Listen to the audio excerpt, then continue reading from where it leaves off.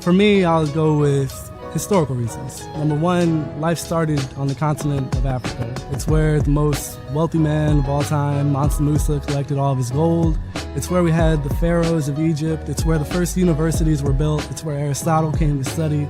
So knowing that you have that connection, that tie to that greatness, and seeing the perseverance that our people have had and the progress that we've made considering how we ended up in America, it's inspiring. It's inspiring. It's a story of perseverance. It's a story of greatness, and I hope to add on to that. Excellent. So welcome back to part 2 of the Barbershop Chronicles. And today we're discussing culture and identity, embracing our roots and differences. And to continue the conversation, I'd like to explore how culture and identity can be nurtured. We had a great part 1. A lot of information. Moses provided what it's like to be on that continent that we love, which is home. So let me open this up to the group and feel free to jump in. Moses, just following up on what you just said, in your country, in Kenya, how is culture and identity nurtured across generations? And what's the responsibility that elders have to carry in that process? And the reason I ask you that, Moses, is because the thing that I saw when being there with you was elders and that wisdom and that knowledge. You all never want that to go away, and you all preserve it at all cost. Here in the US, for example, when our elders get older, you hear things like, well, they don't know what they're talking about, or that was then. Right? So we don't value that. The senior citizens, we don't value that. So tell us, Moses, how do you all preserve that?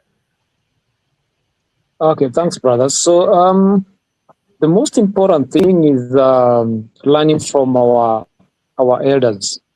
So like now for us, we have the senior elders that, they nurture us and they keep on showing us the culture way, so that, we cannot go out of the cultural ways. Even if you have gone to school, but the most important thing is to stay inside the culture. Like right now at the lodge right here, there are some foods that I do eat around here, like chicken. But once I get back to the village, I never want my dad or my family members to see me, taking chicken, because most of the Maasai people, we don't eat any wild meat. So we only feed on cows, that is cattle, sheep and goats, the things that we keep at home. So any other thing out of that, we consider that as a wild animal. And basically, that's a taboo, eating meat from any wild animal. So how they nurture us, it's just generational. Like for us now, our work is to nurture, the younger generation that is after us, so that we make sure that they don't go out of the culture. Mm-hmm. So I think, Moses, another important thing to share is because here in the US, our perception in the US about how other people should live is very interesting, right? We have this mindset that everybody should be like us, that our democratic ways should be adopted by everyone. And here's an interesting fact that I learned coming there is Maasai men have several wives, but it may be looked at negatively in the States, but explain to everybody here why that is.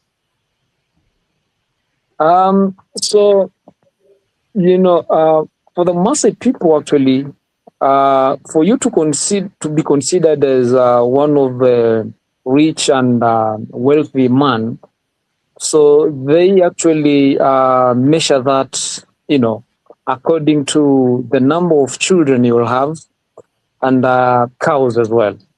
So that is actually how our, like my grandfather, he had 2 wives.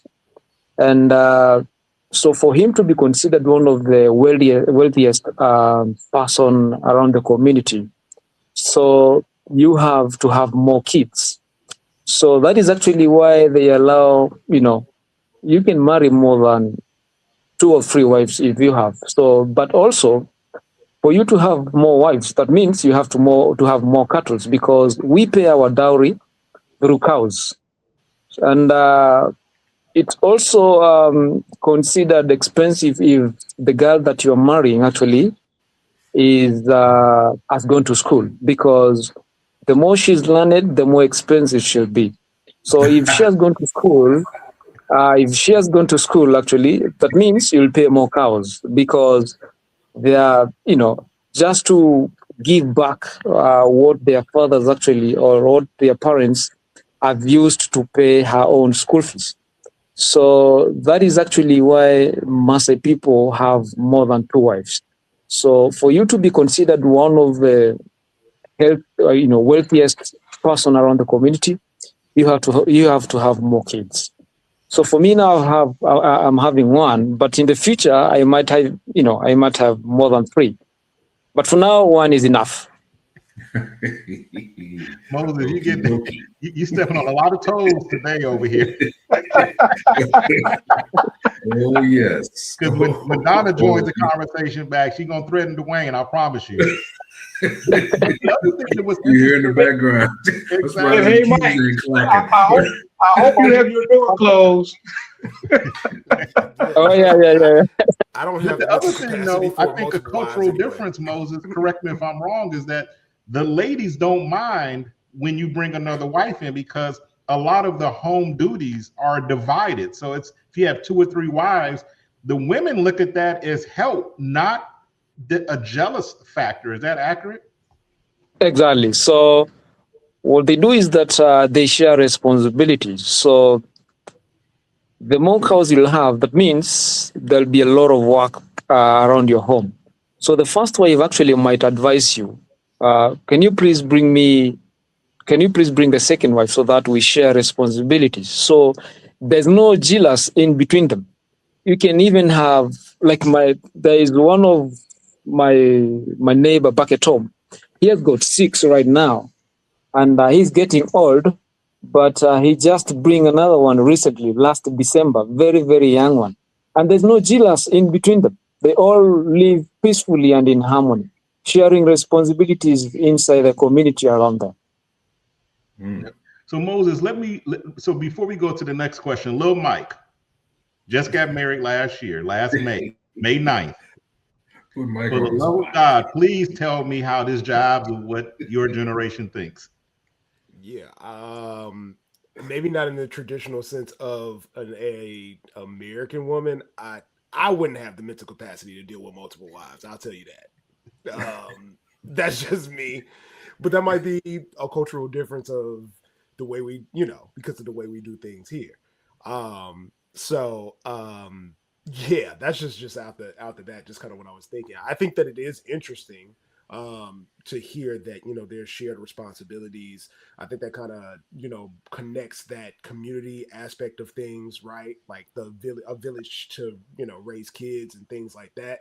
So I think that is actually really, really cool when it comes to that, because I think there is a little bit of division with the way we kind of do marriage and raise families here. I think it's a lot of individualism that probably, from that experience, everybody's connected, right? So everybody is kind of raising everybody. Everybody has that same cultural standpoint in reference onto this child should be raised this way because this child is being raised the same way, to keep those traditions going, to keep, whatever, that standard is going. So I think that's beautiful. Would that work here? Not quite sure, right? But it's really, really interesting. I think there's some things to learn from that, to answer that question. Yeah. Well, let me, Tony, if I might. Go ahead, Wayne. It's, I think that if we really look at what's going on in our communities today, and look at how many single women there are, because there are just a whole lot more women than brothers. when you think about ways to deal with the loneliness, the real challenges, the financial challenges that single women have, many single women, I don't say all, but many single women have, it seems to me that it's incumbent upon us to come up with some better ways of trying to make sure that the culture is enhanced, because we can find better ways to accommodate the needs of people who are lonely, who are by themselves. You've got single men who aren't thinking about getting married. I think all of that is really contributing to the deterioration of the culture, because we're, just really kind of socialized to be very selfish, socialized to be, I think, very critical of people who are not living the way we're living. And all of those things, I think, just contributes to a pretty toxic environment. So I don't know, Donna, I'm not suggesting that I'm going to That's what it sounds like, Dwayne. Not right now. But I do think it would be good for the culture for us to really think about different ways to deal with, because those are very real problems that really impact how we are performing, how we are thriving or not thriving as a culture. Because you got a lot of lonely people out here who are by themselves. You got a lot of people who are struggling, and we need to find better ways. So you have a community of people who live in an apartment building or a six flat who are sharing responsibilities. And, I think moving in the direction of that kind of thought really could make a big difference here. Yeah. So I want to bring everyone in for this. Tony, can I just? Yeah, Tony, go ahead, can I Mike. speak? Yeah, I just want to just make this like slight in comment terms on what of Dwayne was saying, as far as when we kind of were talking about in part one, that generational difference on how we kind of attack or we kind of approach things. I think that is one of the biggest things or differences is how we attack our relationships too, right? So in our generation, we're seeing a lot of, I have, friends, women friends that are really struggling with finding partners right now, right? For a list of reasons. And I think that it may be just, due to the way, again, technology plays in the factor of it, just the standpoint of where we're at right now in the world, what we've gone through in the last couple of years. But also, I think it's just the way we approach relationships is different too. So just kind of piggybacking on what Dwayne was saying, like, I think there has to be some way within our culture how we approach that, going forward, so everyone can kind of, not only have a partner or whatnot, but I think that kind of holds us back when it comes to advancing our generation and our culture as well too.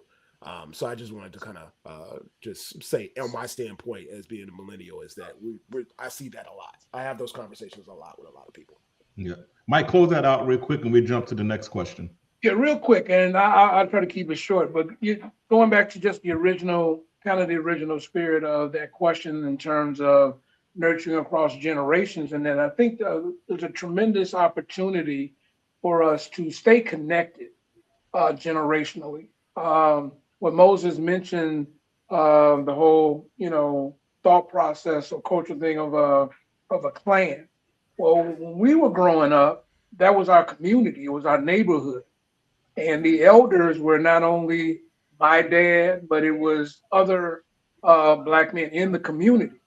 And I can say that I learned something from so many different Black men in the community that served even for some of my friends that maybe didn't have a dad in the household, but there was still Mr. Smith next door or Mr. Jones, around the corner.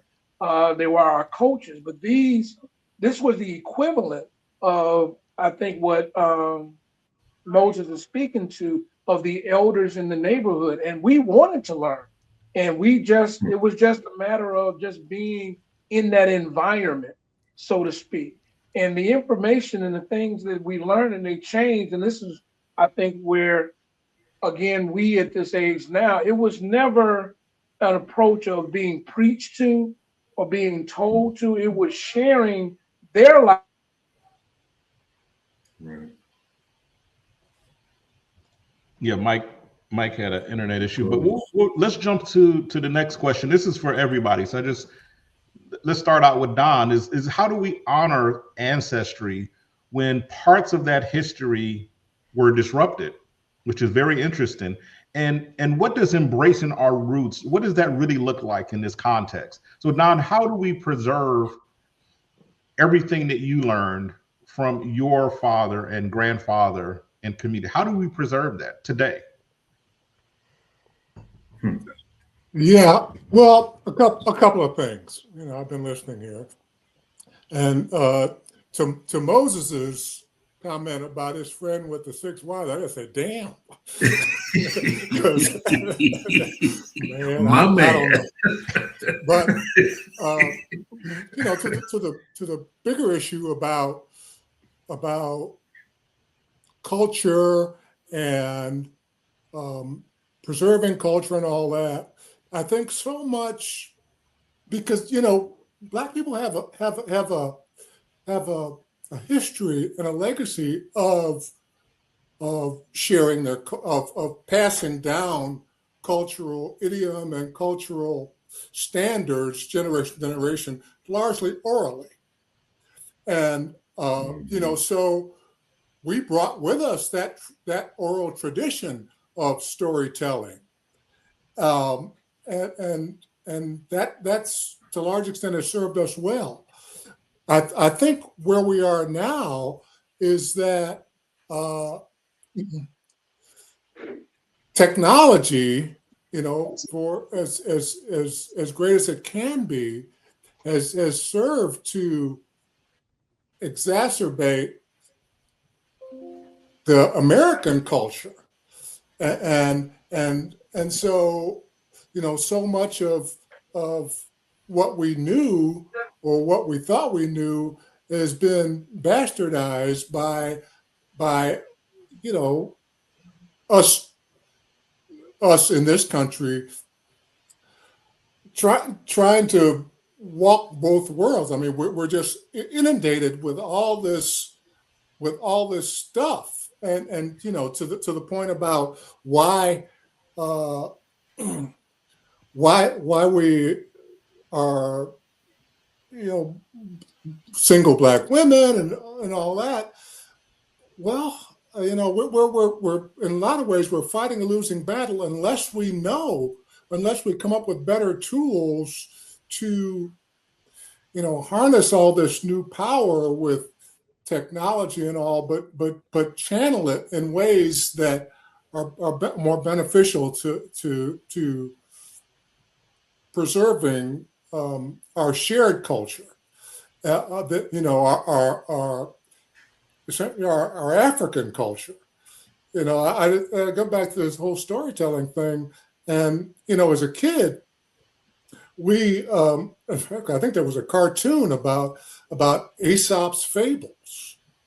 And it was kind of pawned off as some kind of Greek thing, but Aesop's fables were African fables that got co-opted by Greeks and then Europeans and all that. So